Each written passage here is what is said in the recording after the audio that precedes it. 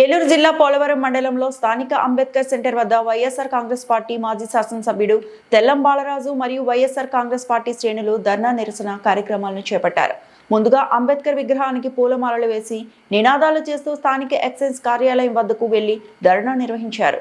కూటమి ప్రభుత్వ పాలనలో వెలుగు చూసిన కల్తీ మద్యం కుంభకోణంను సిబిఐ దర్యాప్తు నిర్వహించాలని నిరసన కార్యక్రమాన్ని చేపట్టారు. ఈ కార్యక్రమంలో వైఎస్ఆర్ కాంగ్రెస్ పార్టీ మండల అధ్యక్షుడు బుగ్గ మురళి, పోలవరం ఎంపీపీ సుంకర వెంకటరెడ్డి, జిల్లా యువజన నాయకుడు సుంకర కొండబాబు, వైఎస్ఆర్ కాంగ్రెస్ పార్టీ యువ నాయకుడు పొడుం శ్యామ్ మరియు కార్యకర్తలు పాల్గొన్నారు.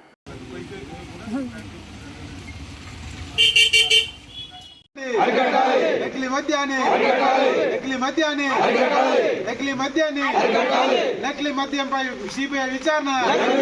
నకిలీ మద్యంపై సిబిఐ విచారణ. నకిలీ మద్యంపై సిబిఐ విచారణ. కూటమి ప్రభుత్వం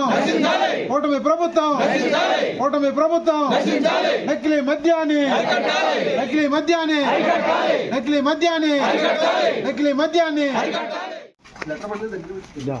ఒకసారి చూడమని ఇలా చూడండి సార్. ఒకసారి ఎలా సార్